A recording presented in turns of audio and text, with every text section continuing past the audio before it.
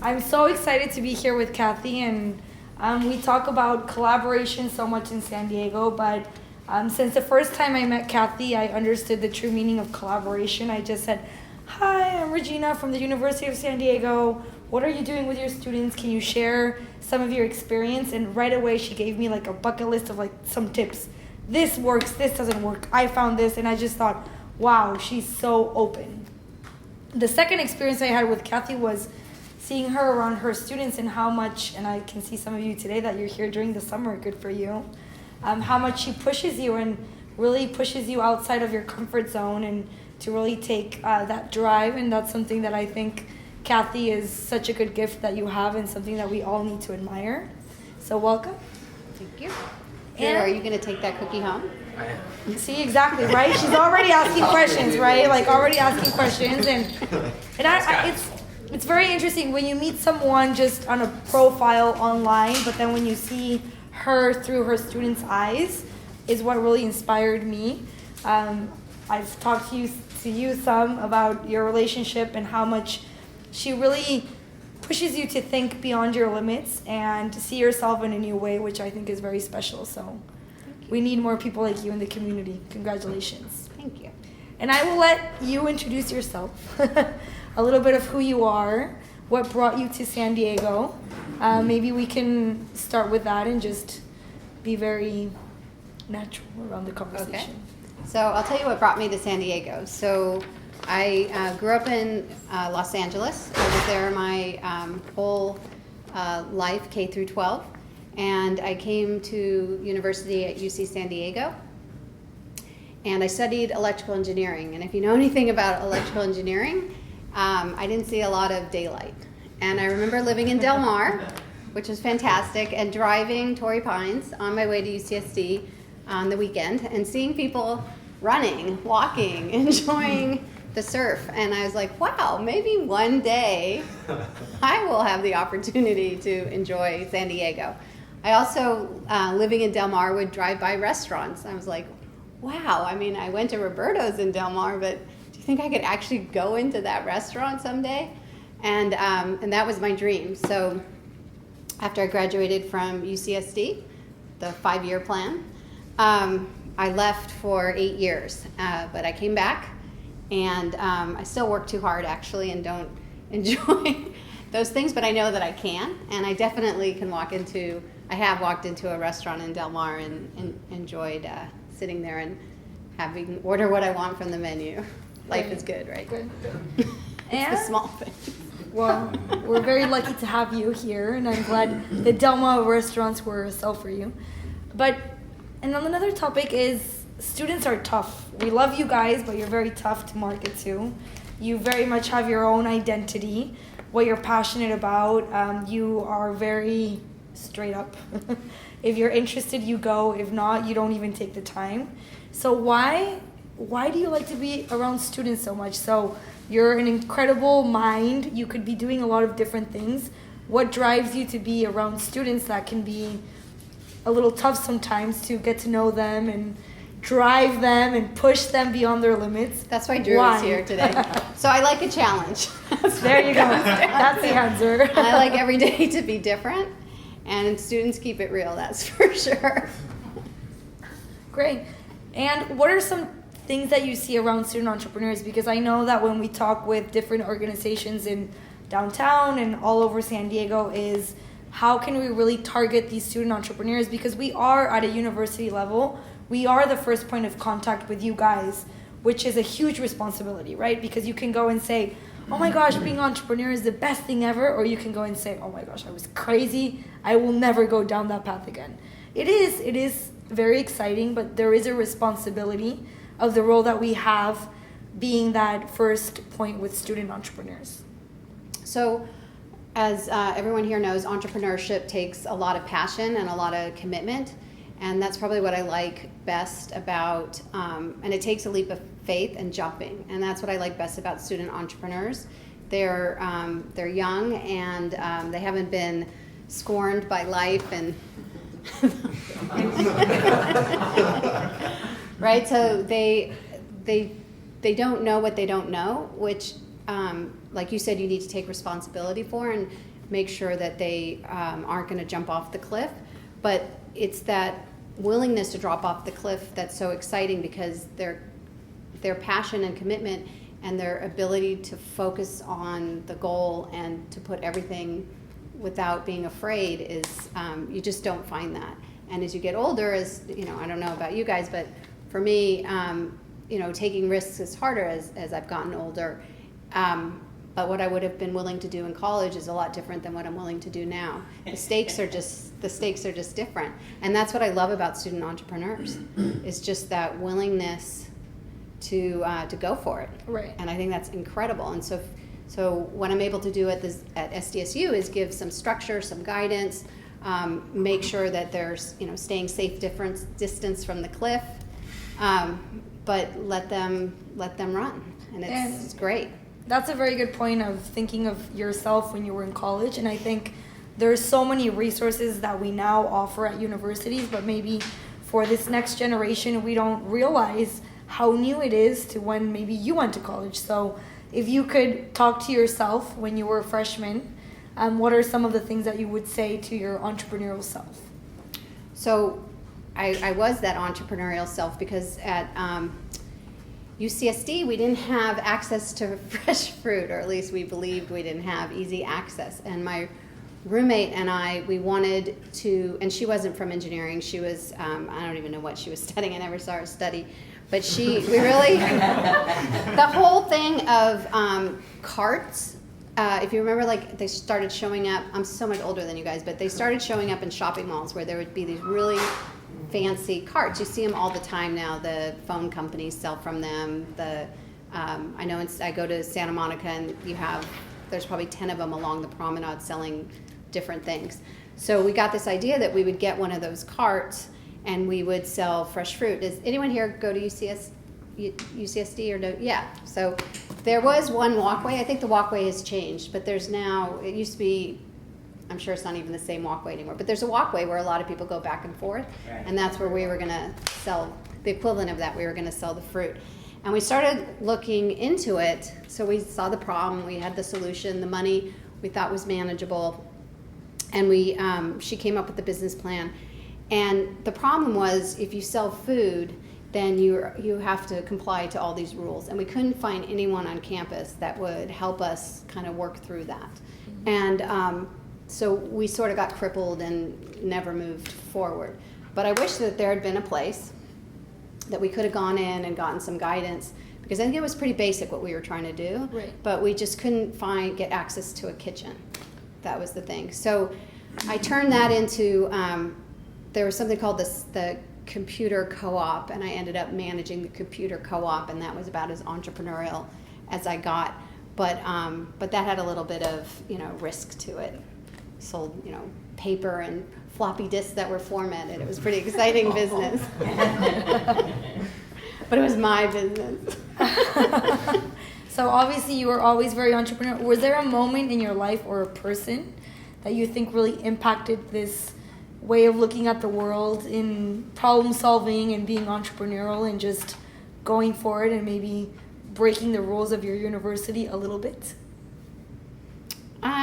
There's definitely somebody from an entrepreneurial standpoint that was pretty influential, and I'll answer that. But I think one of the biggest influences, I've always loved selling in it. It's not selling it from like, I'm going to sell you the real estate in a swamp that you don't need, but understanding what's the problem they're trying to solve, and how do you match up what your assets with, what they need, and build a long-term relationship. And I had this experience where my husband and I were living in our condo, and someone came up this was years ago, and came up to sell Girl Scout cookies, and she was tiny, and she was just selling her heart out. And Sean had her, she had my husband at hello, right? He was going to buy everything off the cart. And so her father said, blah, blah, blah, whatever her name was, let's say Susie, let's get going, don't take too much of their time. And she's like, Dad, don't bother me, I'm selling. And that, to me, has always stuck with me. It's like, I'm selling, I'm determined, I'm going to make this happen. She was a huge influence, that little girl, believe it or not. Don't know her name, cute as can be. I'm sure she's gone on to watch that movie that's out right now about selling Girl Scout cookies and beating up the competitors. But the biggest influence for sure, so my friend Kim is here and she knows this person. So his name is Rick Kornfeld. He was one of the early employees of Qualcomm. And out of college, I went to work for Texas Instruments, and I was there 18 years. And towards the end, I got to know him because I was part of the integration team, and we had acquired his company in San Diego. And it was called Dot Wireless, all public information, 35 people for $500 million. Pretty nice acquisition. I don't think he took any venture capital, so it was pretty lucrative. He was also an early employee of Qualcomm, but he had gone to UCSD. He was an electrical engineer. He was like a regular guy that had left Qualcomm after maybe 15 years to start up this company, Dot Wireless. And he had just a really big influence because he was relatable, and he had been obviously hugely successful with his startup. And he had said to me at one point, you're going to stay at TI forever. And I think I argued that I wouldn't, but I don't think I meant it. And it just kind of sat in the back of my mind for a long time, maybe about a year, and I realized I'm at TI for 18 years. If I don't get out, I'll be here for 30, 40 years. And that was the culture there. It was totally acceptable to be there for a long time. So I think he had a really big influence. And then the next 5 or 4 opportunities I did were all with him.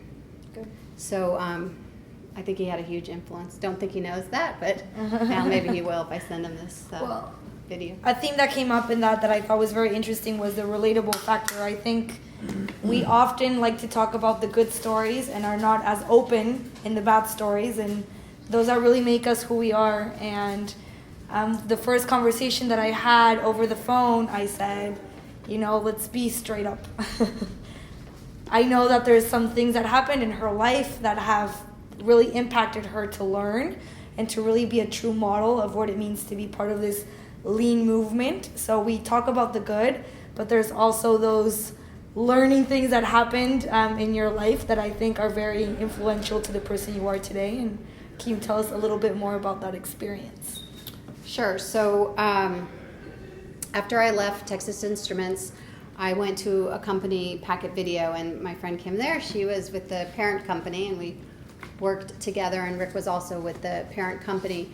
After 3 years, Rick left, and then shortly thereafter, I left.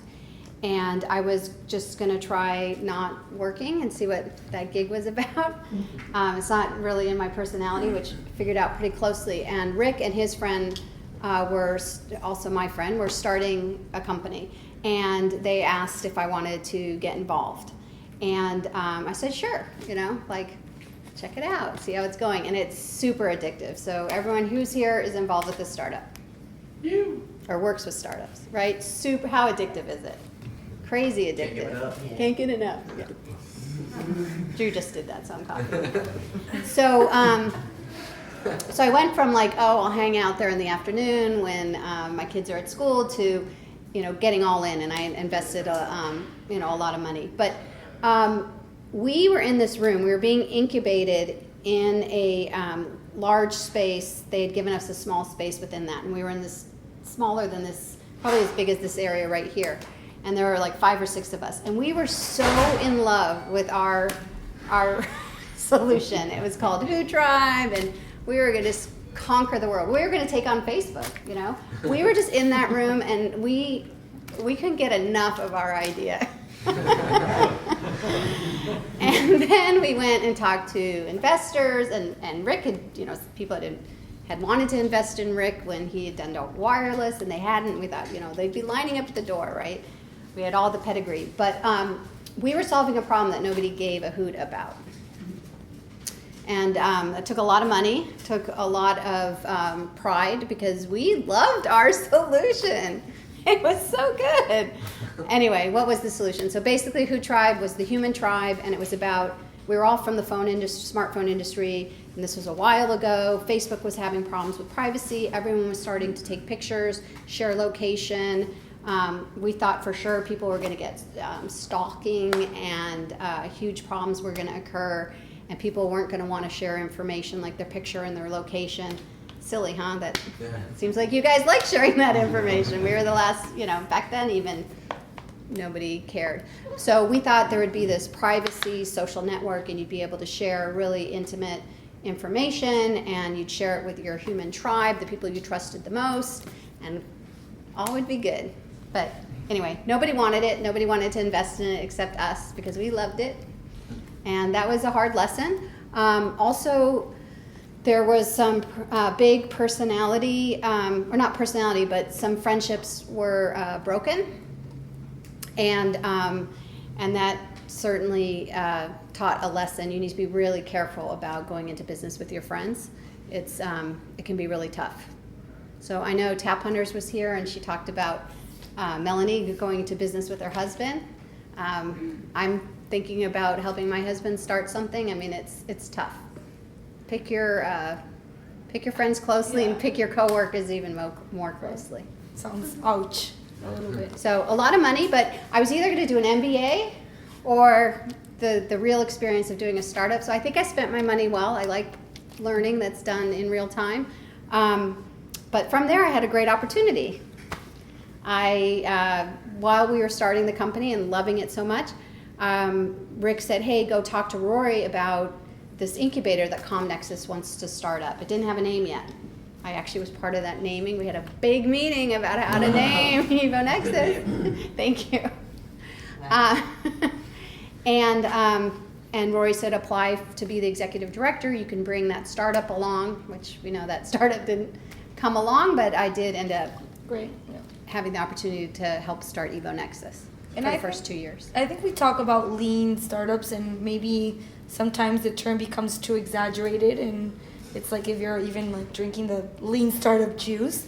But really, practically, what are some advice that you would give through what you went through of saying, oof, if I wish I would have known this and I would have taken the lean approach, maybe I could have not gone through that entire process of losing money, losing friends. So I think of it as an investment in me, so I'm pretty happy with that money. But Illumide, what's the number one? What are some of the principles of lean startup? Talk to your customers, then talk to them again, and after that, you talk to them a third time, and ask their mom. And do you do that after your company invests $250,000 or before? You do that way before. There you go. See, we got smart people. Good job. There you go. So I think if we had just asked a few people, do they care that their privacy is being jeopardized? They would have said, hell no. Let it go. Well, and I think that People feeds a might little say bit. that they do care, even though they don't. In other words, people think that they care about privacy, but they don't. But they don't. Right. So how do you? don't always tell you. Okay. So when you can wanna test. know. So who knows how you could test for that? Drew. Oh, Class starts now. See, I told you. how she's many very people smart. here care about sharing their location and photos? So there's caring, One. right? But then will you pay money, right? Will you pay money or change your behavior? So you'd have to test for would they change their behavior, which you could have That was done. B of the I don't even know if you test. could do mock-ups back then, but if you could have done mock-ups back then, you could have just tested it with mock-ups and never invest. I mean, because seriously, that was $250,000 that we really, if you followed Lean Startup, we probably would have spent very, very little Right. to get the same output. Great. Well, which is the lesson learned, right? And one of the Hell reasons yeah. why you are such a good element to the students now is because you went through that. Well, leading into that, tell us a little bit more about the program and what you do at SDSU with the Zip Launchpad. So we wouldn't do anything if it wasn't for Omar here. Omar was, and the new Omar. Omar actually started at Zip Launchpad when it was the Zahn Center, and that was 5 years ago before I even got there, and he was an intern to begin with. And we help students start with an early stage idea, as well as faculty and staff, and launch a startup. Our goal is to provide a transformational experience that they can take with them personally, professionally, or both. You pick. And also, we hope that some will make it across the finish line and launch their business. We have one company, Course Key, that is actually launched from Zip Launchpad, as well as they're in Evo Nexus, and they've raised money. So that's awesome. Woohoo! And we have others that have also been successful. So, but what's your measurement of success, right? Especially coming from an academic standpoint, is it that they got the learning experience, and even after they graduate, they will go into a company, or how do you measure your success as for your program? So the scorecard for launch is that we say 1 out of 10 teams that come through. So to date, we've had 136 teams come through, and how many have launched based on our 49. No, 14 No. launched. Oh, yeah. New Omar, get it right. Just kidding. Okay, about 14 teams have successfully launched. That's one of our scorecards. From the experience perspective, we're just now starting to figure out how we know it's important, and we're just now starting to figure out how to measure it. Okay. So we're going to start by collecting the data and do a survey. We know there's transformational skills, like we'll ask you guys, what do you think some of the skills you get just from being in the Zahn Center? And you're getting graded. Illumide, what I is think one is just being in this kind of environment, because if you start a company by yourself, you don't have that structural support, you have the connections. So the ability to be in an environment with people like ourselves, other entrepreneurs, is huge. And you can speak on me, but don't be telling them too much. But I feel like I've grown a huge amount since January. You was not, because you knew me earlier. From January, when we got into Zahn, to now, I'm a very strict businessman. The mentality is just focus, rather than, hey, Cathy, I got this cool carpool, and I'm really mentally focused on getting it done. It's like, no, there's a method to the madness. And that's the kind of training we received at the Zahn Innovation Platform. So we just need to figure out how to measure that. It's not straightforward, but luckily I'm at a university where people have the knowledge to help us. They love measuring. Love measuring. Or at least the request to measure. Enough with that is. And it seems like you have a good balance of a playful, natural relationship with the students, but that you're also very strict. So how do you hit that point, right? How do you hit that point of really pushing them and being strict, but also understanding that you're in a very entrepreneurial environment, so it's not the same as getting an A on your accounting exam? I have no idea. Just keep it real. I mean, I am myself. That's a much longer discussion, but somewhere along the way in my career, I realized I can't try to be somebody else. I just need to be myself. And if my personality works and people will tolerate it, then great. If not, then I'm probably not in the right environment. Mm-hmm. So I've tried early on in my career to be somebody different, and it's not good. It's not pretty. No, and I think that's very good advice to current students of being true to who you are and understanding that your personality is not going to be a good fit for everyone, but when you do find the people that you connect with. So let me tell just one. Yeah, okay? Of course. To make this funny for you guys. So when I was in 6th grade, I was impeached as a leader. There you go, for your mysteriousness. So that obviously scarred me for many years. So I thought, like, I can never have responsibility of people. Like, they'll impeach me. So that's been hard. You've come a long way. You've come a long way. Good job. I haven't been fired and I haven't been impeached.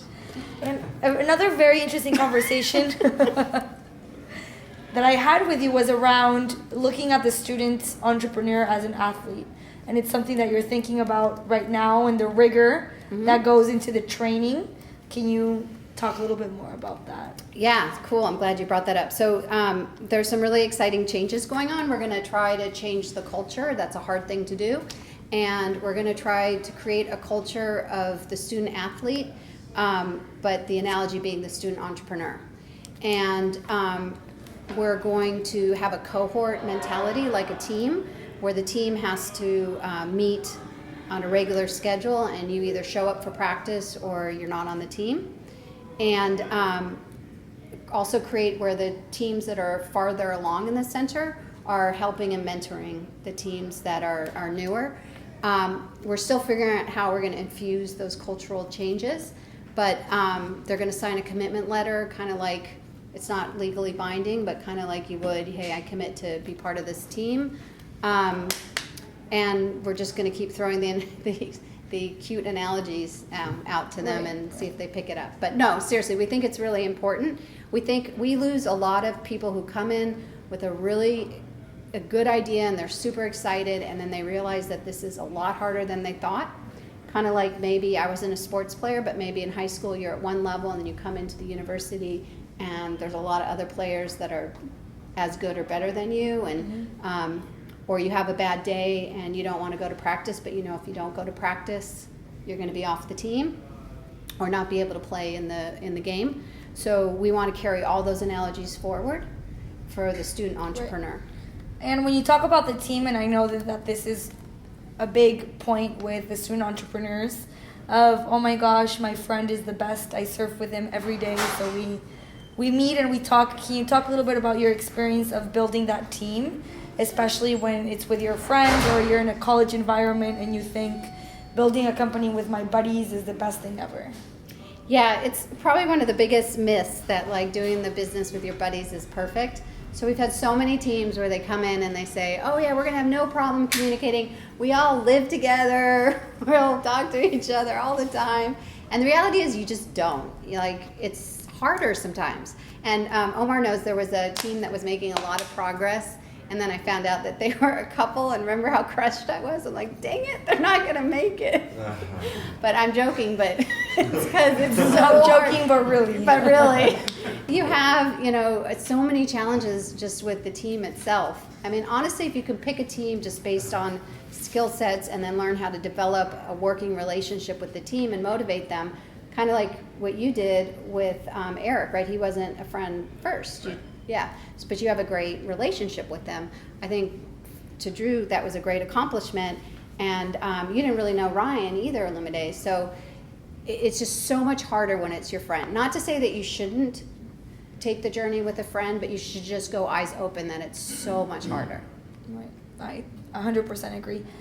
And I think that universities, we have a very special role of spending time with the students, but we also, again, have a responsibility to get them out into the community. And not keeping them inside the university always. So how do you, again, strike that balance, or what are some ideas that San Diego State is pursuing to have stronger community partnerships to get the students better connected to that next stage in their startup? So one of our values is to make sure that the students have a connection and understand that there's a network in San Diego. We're actually really, really fortunate in San Diego. We have great organizations. Who can name some of our organizations that are out there to support businesses, startups? Name one. Evo Nexus. Great. Connect. Startup San Diego. SLP. Downtown Partnership. UCSD Connect. The Vine. Biocom, San Diego Sport. Who's familiar with San Diego Sports we love Innovators? SDSU. Yeah.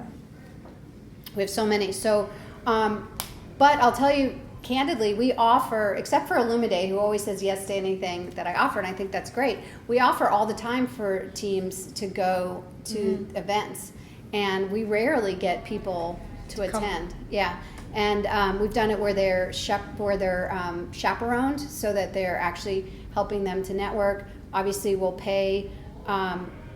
Or we get them, free tickets, but it's really hard. Right. Why is that? Why is it so yeah, hard? tell us why. Why are you so hard? I didn't know that was a thing, so I'll take you up on that. That is the most student college answer ever. Oh, I didn't know. And there you are breaking your head, sending 1,000 emails a day. Oh, I had no idea. Was that in the syllabus? I didn't think. There is no syllabus. Maybe, right? So It now doesn't- the faculty buy-in, How many right? years did you send out a message of this opportunity, Right. like Cathy know? A lot. Let Omar know. Would it make a difference if your faculty, if your professor said, this event is part of your syllabus, or would it make it less cool? Probably would make it a little less cool. See, you're Would you read impossible. it?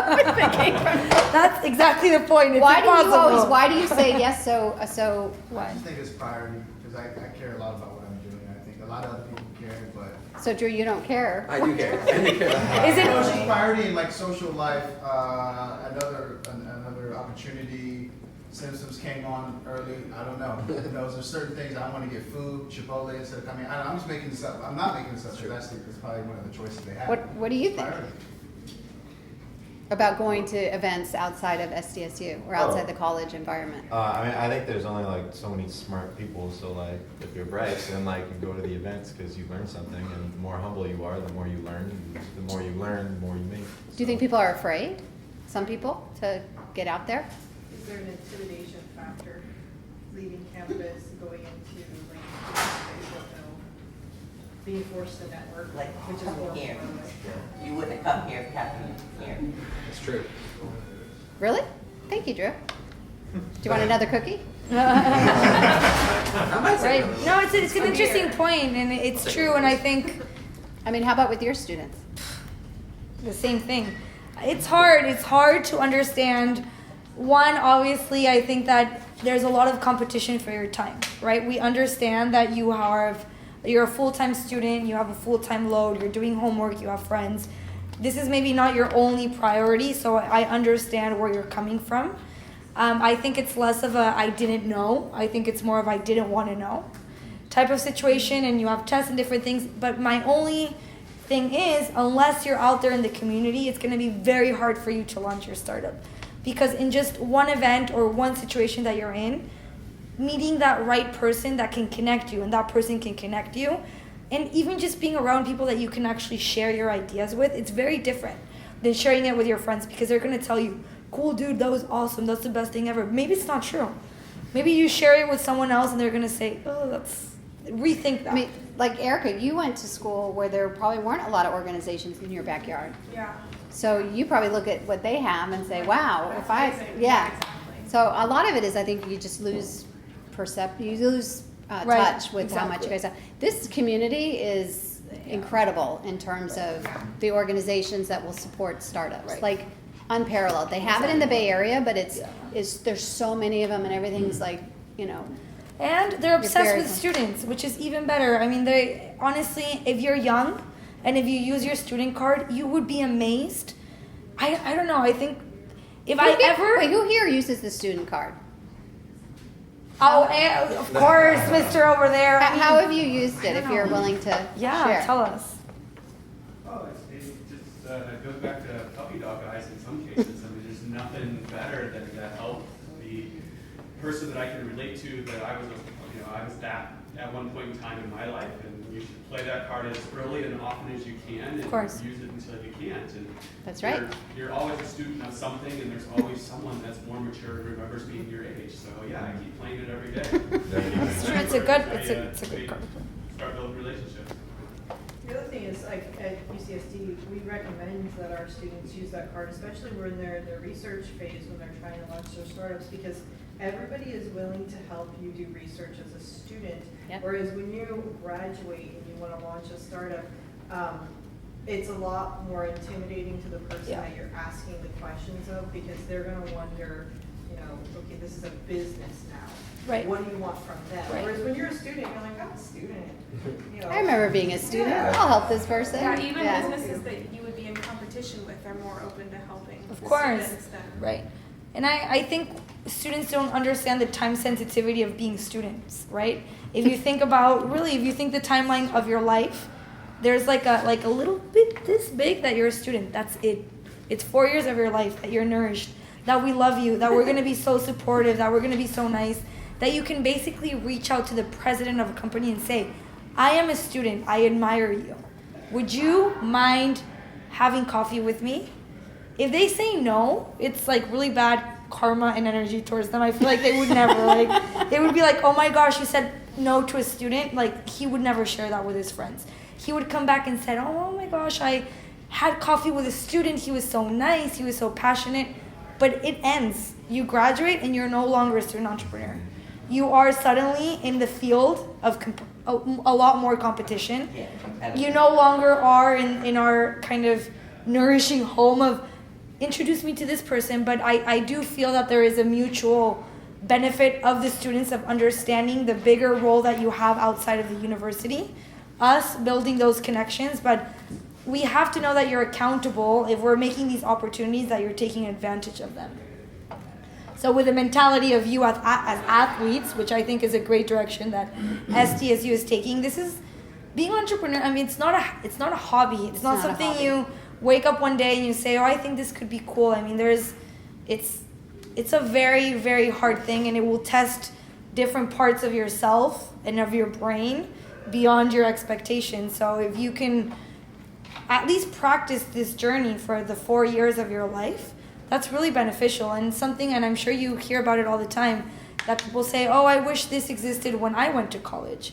I mean, this is very new in our generation, and I'm including myself in our generation. It's true, it's very new. Things like this didn't exist before. It's true.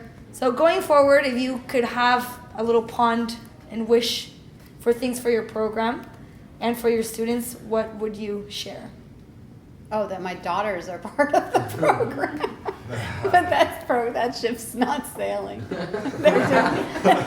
I've offered them many times to invest in their idea. But,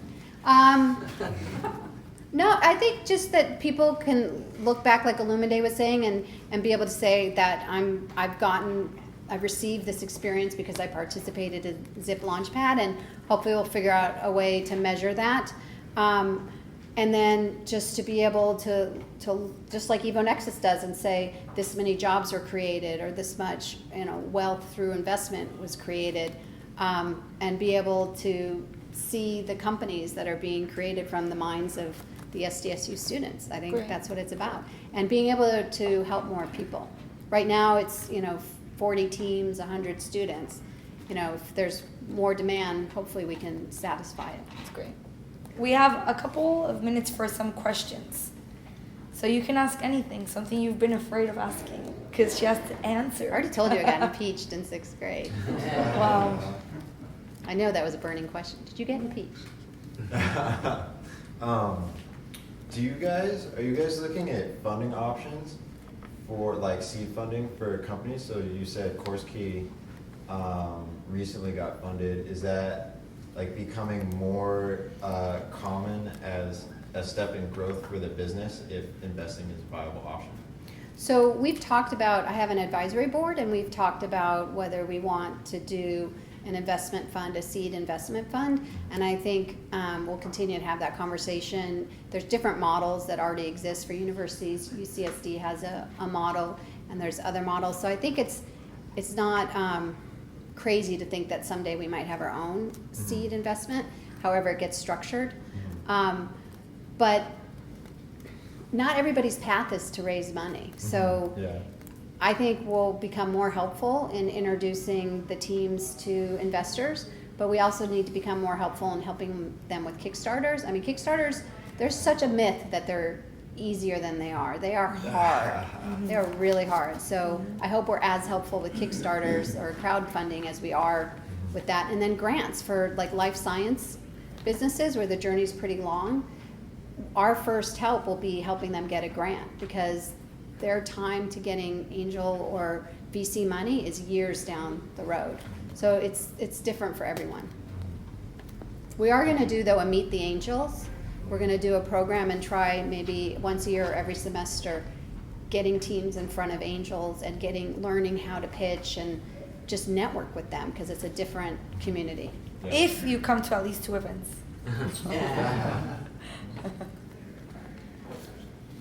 Eliminate? Kathy, where do you see the Zip Launchpad in 5 years from now and then 10 years from now? We're just starting to have those discussions. We, I tell this to everyone. Omar and I used to do the Snoopy dance if one person a week came into the center at our old location. And we had 6 teams at that time. So I think we're finally at the point, we have a full staff. We had some staffing challenges.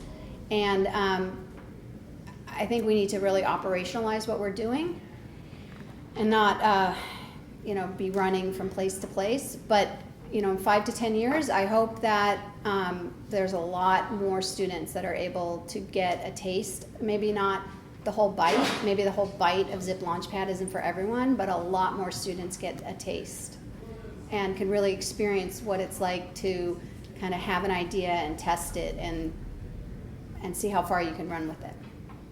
Hundreds, thousands, I don't know. We're still working on that. 1,000 sounds good. In 5 to 10 years, hopefully, I'm taking rides from Trio. Good plug for Trio, right? Thank you. Hopefully, all of you are taking rides from Trio. Yeah. First of all, am I one of the 14 out of 139 startups that? As of end of this month, yes. Have we put them up on the website yet? We have. We have. Can I Okay. say what your sales are? Sure. 13,000. Boom. These are headlights Only for skateboards. skateboards, guys. You can do Oh, that. oh, the skateboard. You're the Skateboard. skateboard. Headlights for skateboards. Okay, let's talk later. I'm super interested. Cool. Headlights for skateboards. Yes. Yes. So my other question. www.shredlights.com. Shredlights.com. Good. I I'm like it actually a no lot. longer with the company, but The they have great legacy lives leadership on. there. The legacy So, lives yeah, on. legacy lives on. But as working on a hardware project, I know you have like a great HD fan lab. That's the best thing ever. You can build hardware in there. Have you thought about like expanding like a software side of the track? For like, do you have anything in mind for that? Yes. So Kyle's the head of our HD Fenton Rapid Prototyping Lab, and he's been commissioned to do the same kind of thing we do in hardware with software. So we'll start rolling that out. You just don't physically see it. That's that's right, software. Right. So we'll roll that out in the fall and then more in the spring. Because I've decided my next company is definitely gonna be software. I saw the memo. I saw that. Good. Good luck.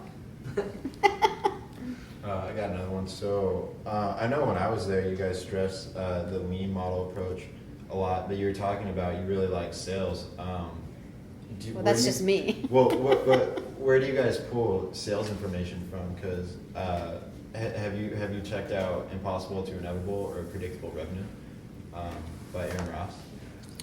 Because No. so it was like they really line out like the sales process, and like you just brought it up, and it's one of the pieces that has recently been like a for me is to like how you can calc your sales and then like the different roles in getting it there. So I was just curious if you guys were checking that out or not. No, So, I will though. not that was Yeah, thank you.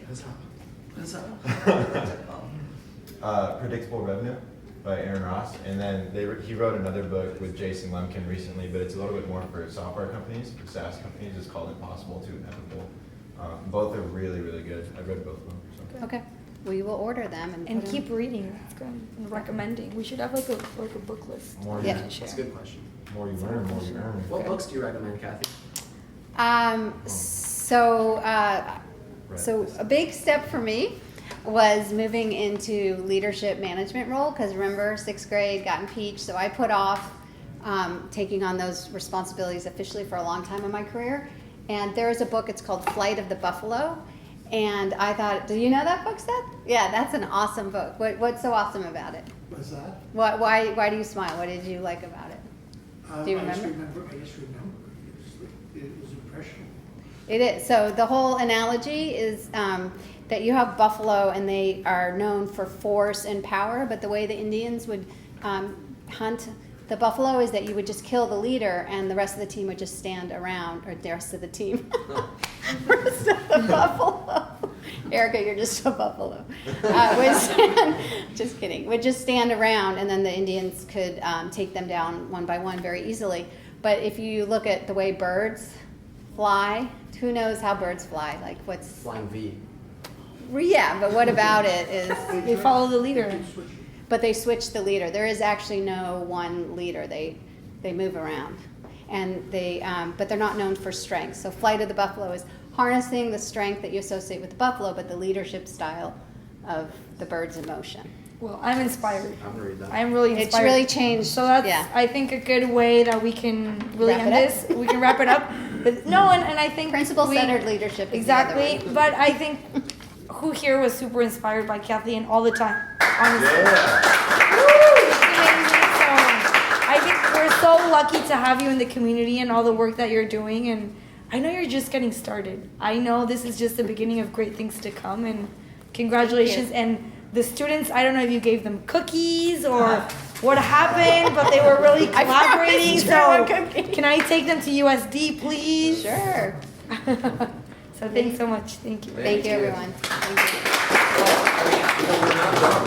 Oh. It's really an hour of fireside chat. Oh, I thought we had only have 5 No, minutes and left. then we have another half an hour of Q&A. Oh, okay. So I So thought it we was do one have more more hour, so we Q&A. have more Q&A. Is that We don't okay? wanna force it. Or do you guys need Go to ahead. stand up and stretch a little bit? No, I'm you're fine. okay. I thought you were ending at 8. No, 8:30. Me too. So, Go. Okay. Do you Perfect. have more students coming in that you can handle, or do you still need to drum up more business? Do you want to handle that one, Erica? What's your perception? I mean, I think that we're still in like the drumming of business stage, but we do have like a large amount of teams right now. I haven't seen like the center like during the semester. She only came in during the summer. But from the amount of teams that are active right now, I feel like it's going to be really busy. But since we're starting the new program, the E-Track program, where students have the analogy to athletes, and they're going to do a semester-long program, so we're going to be drumming a business for that. That's like, we need to pull in, like, we want like 20, 25 teams every semester to be in that program. So we plus all the get active like teams. 300 applications a year, but the quality still needs to come up. So Erica's going to be working on helping people articulate their problem better, their application better. Because when we meet with them one-on-one, which we don't have the capacity to do for 300, they always have it always sounds better. Remember that, Omar? It sounds better than what they put on their application, unfortunately. And then, because I don't think they realize how much we judge their application. And then we're also trying to get more technology-oriented ideas, so we're doing a lot more recruiting targeted at engineering and science, which probably not the problem you have at UCSD, but we have... We're trying to get the other right. people to get interested. Yeah, so one of the things we did is Omar used to work at the Zip Launchpad, if you haven't figured that out, and he and I would do, mainly him, but we would do the presentations, and we are really marketing people, and we would do it to engineers. So now we have someone who came from the mechanical engineering program as a master's who works for us now, runs our lab, and he goes and talks to the engineers. So sending the right person out to deliver the message, I think, makes a big difference. Yeah. And we're getting more applications that are technically oriented. We still want the non-technically, but we want to bring up. So if you have 300 applications, obviously you don't have enough to handle 300 going through I-Core, right? So how do you choose? You choose So by the I-Core is idea. separate. I-Core is something I do on the side. Oh. I volunteer to be part of the teaching team for I-Core, but for the Zip Launchpad, we get 300 applications a year, and it's the quality that limits the number of ideas, that limits the number of applicants into the center right now. So that would be, what do people call that, like a rich problem to have, and then we'll have to see what we do about that. So we've admitted quite a few teams, and we're trying to raise the bar as we do that. But I-Core is totally separate, and that's from all across the CSUs. So I-Core is for everybody. All the CSUs, 26, 28, however many there are. Oh. Yeah, so it's a separate program. Oh. And it's not just CSUs, it's nationwide. So, because they're a site just like we are for I-Core, right? But our most I-Core sites are to a site, a physical Right, one site. one Our grant school. for CSU is across all the CSUs. 23. But all the teaching Wow. team is at SDSU. You know, just if we could expand on that question about the 300 applicants, if they don't meet your benchmarks, the quality is what you're really looking for. What do you do to help them move to the next level? Can you point them to a tool or a program or anything that would help them move that needle forward? So we have, and Omar's done this when he worked there, we offer workshops, Yeah. but that doesn't mean that they come to the workshops. Right. And we just say that our door's open to help them, Yeah. but Yeah. they're entrepreneurs, right? So they need to cross that door. Sure. And during the application process, we try to review their applications because we have access to the ones that are in progress, and we give them feedback before the application date, so they have time to make those changes if they are proactive. I mean, we're measuring quality of application now, and we've set an internal goal on where we want to see the quality metric. It's still based on where we define it, but we're trying at least to measure it. So for us at USD, similar, we get over 100 projects, and we have a very kind of hard threshold because we work directly with investors. So for us, it's from the investor standpoint, understanding that they're students, but is this something that they would be willing to spend their time and their money on, is basically kind of our main. So we go from over 100 to the final 4 that will compete at our big V2 pitch competition. And there are ways that we try to support the ones that don't make it, but I do think that as universities, we still need to figure that out, because it seems like the ones that are the most successful are the ones that get the most feedback sometimes, or go through the most filters, and then we have this big group that maybe didn't make that initial one, and how do we handle that situation? So Can your platform give them feedback? Yes and no. The platform itself won't, but members of the community can. And do they solicit that, or how does that work? Depends on what that entrepreneur wants. If they want to make part of their idea public facing, their elevator pitch, and they want to put some of their goals in that elevator pitch, or their goals listed separately can be made public facing, they could ask for feedback from the community. So, and that wasn't a self-serving question. No, I know, didn't ask but that for that reason. One of the biggest things we hear as a company is that with most incubator and accelerator programs, the average is about 2% actually get accepted into the program. So where do those other 98% of the people that have an idea go? And you're absolutely right. The large majority of those ideas aren't well developed. They're not well thought out. They haven't employed the lean methodology to go out and get customer feedback to determine if it's a valid idea with a valid market.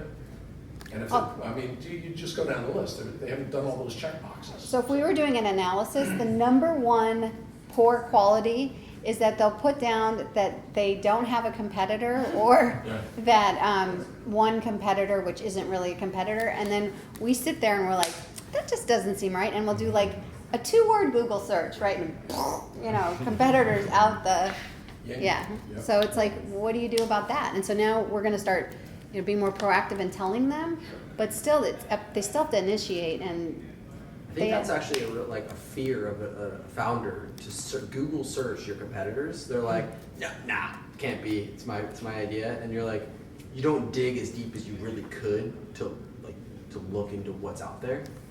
Wow. It's a good thing, actually. It means that people have actually validated. If you have a good competitor, it's not threatening. You just have to figure out how you're going to be different. That's an interesting perspective, though, that you'd be afraid to. It sucks when you find something that's very similar to what you've been building. You're like, I'm just not gonna look. Well, it sucks when you read an application and you're invested in it, and then Exactly. they say It sucks when you raise money from your friends and family only to find out, right, that you never even talked to your customer. The best application we ever got, actually the worst, was someone said, so they're supposed to say what their commitment and their motivation is, and somebody said, I'm not going to say it literally, but basically to get chicks, to get rich and to get chicks. But they didn't use a C, they used a different word. Any part of Zuckerberg, because it worked out pretty well for him. Well, think so he has I've had lots of different chicks? reactions from that response. Like, some people are like, oh, that's probably the most honest response you're going to get. But they didn't actually, they got swept out of the round. We couldn't exactly forward that on. Right. Because they used a bad word. What are your thoughts about, it's less about the idea and more about the person? So we just recently had a really good talk with the advisory board, and we definitely have a criteria that we evaluate against, but the decision was, let's be like a VC where there's the idea, but then there's also kind of your gut on that person and their passion and commitment for their idea and how their ability to sell you on them.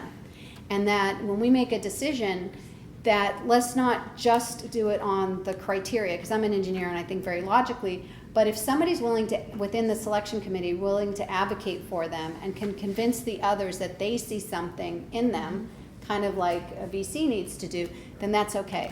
And we should support that. That's great. It's hard because I like the metrics. Well, then maybe you can help them make a minor pivot in their idea too.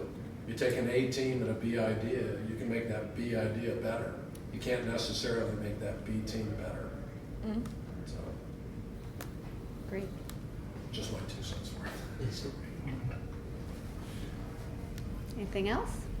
This is question time, folks. Rock and roll. How do you see the environment in San Diego, specifically the universities in San Diego, being able to collaborate better to serve students? I think what we do at USD is pretty amazing. The Zons, who are our donors, paid for there to be a track for USD social innovation, and we're all up there. And then they added a track now for the universities in Mexico or in Baja, and that's a pretty amazing experience that everyone is coming together. But I think the way that we could collaborate is we have a lot of business students at SDSU, and UCSD has a lot of engineers. You have folks that are studying and becoming experts in social entrepreneurship, and we have folks with different skill sets at SDSU. So I think if we could figure out how our students could work together. Exactly. I've had teams that have been across the university, but we're not helping them. We help them when they get admitted, but we're not helping them to find each other. A group of our students competed at your competition because they were connected to one. Right. So I think it also has to And come a lot. Portfolium Was joint. So I think it has to come also from like the student approach. So whether it's through our entrepreneurship clubs or we can push that collaboration for the students, but I think it also has to come from you of saying, okay, I need engineering talent. UCSD is known for that. Maybe you're really driven towards having a social impact. So maybe you think about like ways that you can incorporate that into your company through USD. So I think there's things that we can do at the level of our programs, but we also need to figure out ways that the students can be at the same place at the same time. I think the logistics are really hard Yeah, for it's students hard. going from one campus to the other. Omar and I held a mixer with the Moxie Center, and I mean we had so few. It was still good because it was Eureka and it was good, but we didn't get that many people. I mean enough to put the energy into it again. But I know we have a big event. Maybe we just encourage and make it easy for people to get to our big events. Mm-hmm. So we have a yearly event. They have this. The social innovation is your biggest, Yeah. right? Sorry. So I don't know. We have to make it easy for them and not be too demanding. Like make it just stupid simple for them to get. Provide transportation. Okay, just a quick question about USD or UCSD. If there's a student at UCSD that basically, can I come to UCSD and compete for a competition if I get a student at UCSD, yes or no? So right now the rule for us, at least at USD, is, and just because our fund has gotten a lot bigger, so we started with a $15,000 fund, now it's $100,000. So we do have the criteria of at least having one student per team. It's not crystal clear of what that means, especially when a company is not completely formed, but we do really emphasize having a strong person, a strong member of the team that's a USD person, just because, again, it is a lot of money that we raise for the USD students, but we have had teams that are joint between students from other universities, but you do need to have that anchor, at least for the Social Innovation Challenge and the V2 Pitch Competition, which are our two main events that we do for funding. And same for our competition. Yeah. Yeah. And ours. The rules are usually the same. And yours as well, so I think it's Nobody's something that we- penalized as far as we know, right? Of at least our knowledge, nobody's penalized for having someone from another university. You just No. have to make sure you have a core team member that right, represents your and university. we're very cautious of you telling someone, oh, you can be my intern, and then you can submit my project. That's not something that we like. So So from like the UCSD perspective, Von Liebig Entrepreneurism Center has had SDSU teams compete and win $100,000 in funding for the technology acceleration program. As a campus, we're looking at much larger events, like we're looking at a startup UCSD event where there would be multiple competitions and pitch competitions, and I envision being able to incorporate the community of universities in San Diego in that as well. So if you're interested in that kind of stuff or connecting with UCSD students, let me know. I mean, I just love what they did with USD and the Social Innovation Challenge. Yes. I was gonna say you've got So you said that you guys are working on implementing more software in addition to like the hardware center. What can you talk a little bit about that and what the plans are going forward? Sure. So the first thing we're doing is, so Erica mentioned the experience track, which is now going to be a cohort of 10 weeks. Every Friday, the teams will meet from 11 to 3, plus there'll be work that they need to do in between cohorts. And they're going to need to do mock-ups. One of the tests will be to do a mock-up, and that might be a website or a mock-up of the application. And then they need to run a test to see if there's demand, whatever, based on whatever they're testing. And so we'll have mock-up tools. Kyle's going to go through for that lab. He's going to go through and talk about how you do that and the different tools that you can use. And then he'll be available with his interns to support people in running those tests that are software-based. Mm-hmm. And then in spring, whoever makes it from experience track or e-track to launch will make those tools more sophisticated. We're just sort of stepping through it. And we want to teach Scrum and Agile engineering and all those principles. We still don't know like how far we want to go with software, so we're trying to assess that. Are you guys going to teach at Well, all, or just like foster software companies? when I say Do you have a stack? teach, Yeah. I mean, we need to, we don't teach, right? We don't have curriculum, but there's best practices to developing software. So we want to expose those best practices and make sure that everyone who's doing software is informed on what they are and when to apply them, when to consider applying them. So right now, Illumidate, you get help from a mentor on software. So we want to take, and he meets with several teams. So we want to take that and make it more programmatic. Maybe you could do some workshops on different, like, Right. screencasts. So you meet a lot of young people with ideas. If you can give one piece of advice, what would that be? Love your idea. Love it. I would say love, for me, and yes, love your idea, but also know how to sell your idea. I think a huge downfall is you have a very short time to meet with someone and you go into this, really focus in front of the mirror, if it's even possible, and know what you're going to say about your idea. Like, read your audience. Your message is going to change depending on who you're meeting with. But I feel like a lot of times we miss out on ideas because they're not effectively communicated. So learn what makes you different. Why do I want to listen to what you have to say from a different perspective? I think be very sharp and very concise. So my husband has mad skills when it comes to brewing, and he's a Uber home brewer, and I really want to help him monetize that skill set without selling alcohol, so monetize other aspects of it.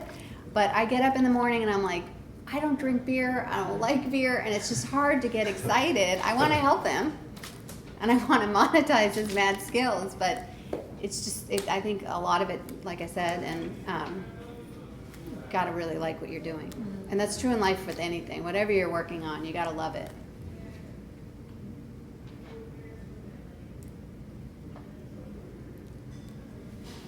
That's a wrap. Quick one, if I could. Okay. I don't know you well, but the times we've met and what you shared today, it seems to me that you're an entrepreneur and you're a caregiver because you help other people develop their ideas. You help educate them, give them access to resources. What wakes you up in the morning and gets you excited? I like helping people. I like problem solving, and I like helping people. And it turned out that with Evo Nexus, I got a taste of it and wanted more. So I was glad when I had the opportunity to come back here. When I was involved with a startup between Evo and what I'm doing at SDSU, and I just did not like what I was doing, unfortunately. It was a good opportunity, but I just did not like it. And I just, like, all the energy went out of my body. Draining. Draining. It was a Draining. drain. Bad relationship. So I learned, got to do what you love. Great, thank you. I think we have a little more time. I mean, this is a chance to ask. We have a lot of, Okay, I just don't wanna. we have a lot of really Thank you, Cathy. high-profile people in the audience today, too. I mean, with Regina and Kathy and Brianna and Seth and Lori, there are a lot of educators here that are focused on entrepreneurship. So any questions are probably appropriate, right? You all? Other than Any I'm question? So, right? How do you get mentors? It turned out with Evo Nexus that, well, first of all, because I came from a technical sales background and I had been working in San Diego and I'd been part of the ComNexus board, I just had a really rich network. And when I started helped start Evo Nexus, we ran through volunteers. And actually, it really wasn't that hard to find people that wanted to help. It was almost like they were just waiting to be asked, but they needed guidance. Like they needed to know exactly what they would be signing up for, because people don't like to commit to something and then not deliver. So they needed some structure, which I like structure. So it wasn't so difficult. And then with SDSU, I tapped into that same network. And then the alumni, there's a huge SDSU alumni, like crazy big. And so got a lot of introductions, but I've told many people this, it's a lot like dating.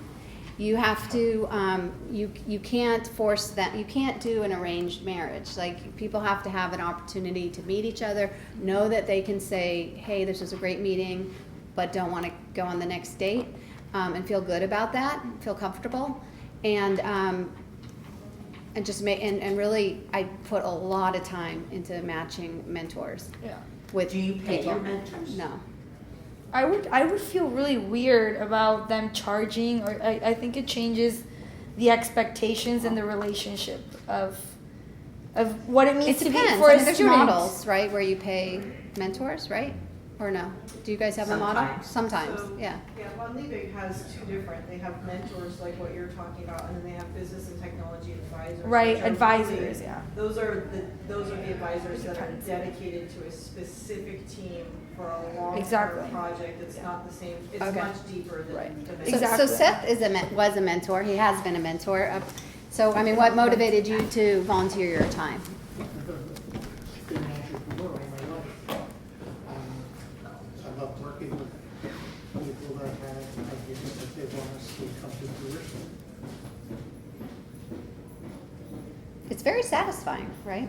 It can be frustrating. I mean, there's a lot of good teams. Kathy, one of the things we hear a lot is that major universities around the world are struggling for ways to engage with alumni. And we're hearing, and I've shared this with Brianna, we're hearing 3 top priorities: mentorship opportunities, internship opportunities, and investment opportunities from alumni. That's what they're looking for. How do you guys engage with those alumni, and what are you hearing from them that they want out of your program?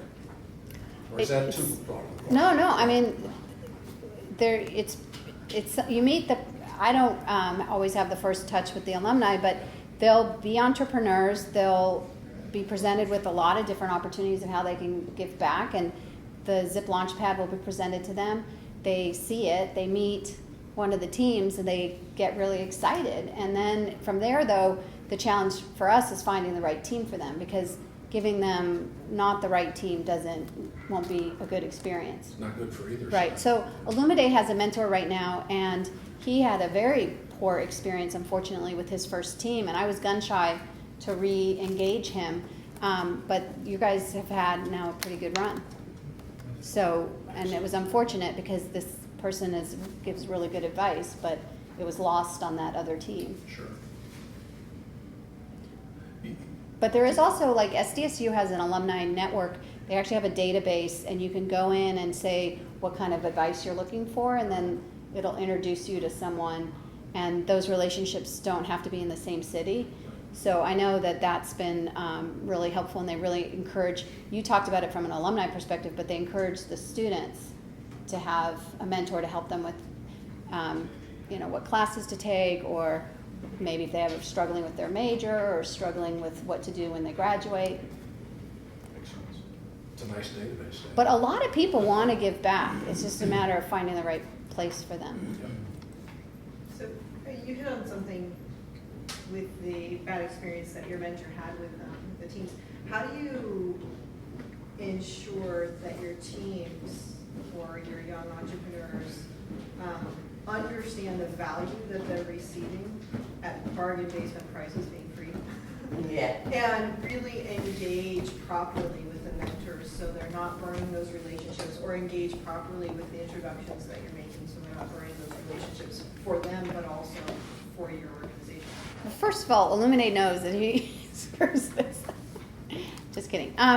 So there's threat, you can always threaten them. But actually mentors has been one of our biggest challenges. And what we did is we used to give them a mentor right when they started. And then because I mentioned earlier that so many teams don't make it past the first 3 to 6 months because it's harder than what they think and the fire in them goes out, then so we stopped doing that, and we actually reevaluated all our tools, and we put gamification, is what someone said, in play, so that as they demonstrate progress and commitment and there's monthly check-ins, it unlocks their access. And with the mentors, I just seriously have to just keep repeating how important it is. And they do a weekly update on their status, and they have to copy their mentor, so I know that I can see what the communication is between, at least what they're reporting out that the mentor is seeing. But it's been so problematic that for experience track, which is now this 10 weeks, we're not assigning mentors, because we don't know if the teams are going to make it past the 10 weeks. Do you do group mentoring in that track, or? We're bringing in a lot of speakers, and they'll have access to different people at different times. More, I think Y Combinator does that, where they come in, but they're not going to get assigned someone. They are going to get assigned a pitch coach, which will come from our mentor pool, and the pitch coach will help them with their presentation at the end. And the idea being like they could form a relationship around that, and if they go further, that mentor could, or the pitch coach could turn into their mentor. But we've just had too many misfires. And even like if they say that they're going to talk to their mentor once a week, then it becomes every other week, then it's once a month, and it's a lot of disappointment. I was curious because as we were developing a campus-wide mentoring program for entrepreneurs, and it's one of the biggest hurdles. Yep. I mean, the biggest thing is carrot and stick, and so that's what we try to do. And I think, for at least for USD, for our program, the way that we've done it, it's been very like organic relationships, and we've really empowered the entrepreneur. We tell the mentors in the beginning, we will work with the students, but kind of what to expect, but we want to offer our support, but then we don't want to really like force the entrepreneurs to have a certain structure, because I think that's part of them understanding who they are as entrepreneurs and the relationships they're building. And we have to understand, if they burn a bridge, it's not for our program, it's for themselves in a way. So I tell them very clearly it hurts our program too. It does both hurt. it hurts both, Absolutely. but I think that it's difficult when we try to help so much. It's that balancing act, right, of also letting the students have their own relationship with the mentors, and then also you trying to administer how the relationship works. But I think that the more that we try to kind of make it to function in a certain way, it never ends up happening like we want it to happen. And it's those organic relationships that have been built that are really long lasting.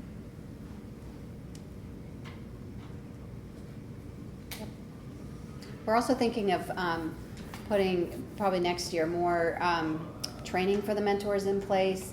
That's Hopefully we another can one. do that like not just in person, but maybe have some of that programmed on, web-based, more guidelines for the mentors. And I'm sure it exists out there and we just need to find it, but the biggest problem is the students don't know how to take advantage of a mentor. Like they pretty much, you know this, right? They think that it has to be buttoned up when they go to talk to the mentor.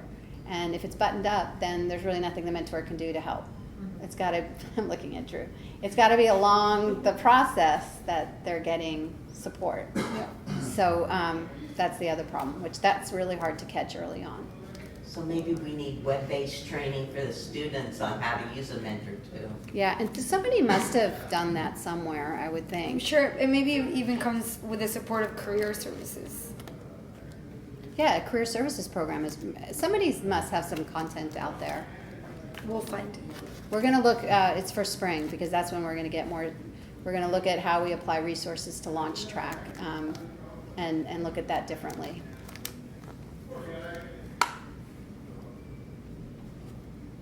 Good?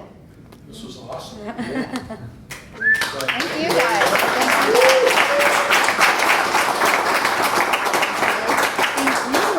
So I'd like to thank both Regina and Cathy for being here, and course. thank you for the great questions, and thank you for opening your heart and soul a little bit to us, especially about the passions. I mean, that's really The important. impeachment. is The really- impeachment, I know. Don't tell the other Shame. students. This was just knowledge from the whatever was said at the vine stays at the vine.